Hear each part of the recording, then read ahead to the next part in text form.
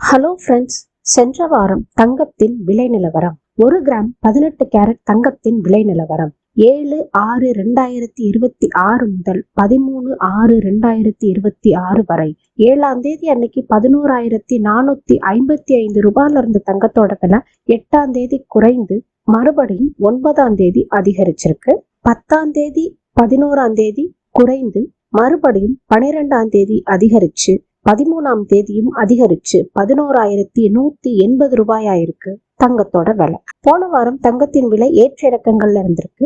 1 gram 14 carrot தங்கத்தின் விலை நிலவரம் 7/6/2026 அன்னைக்கு 8,916 ரூபாயில இருந்த தங்கத்தோட விலை 8ஆம் தேதி குறைந்து 9ஆம் தேதி அதிகரிச்சிருக்கு.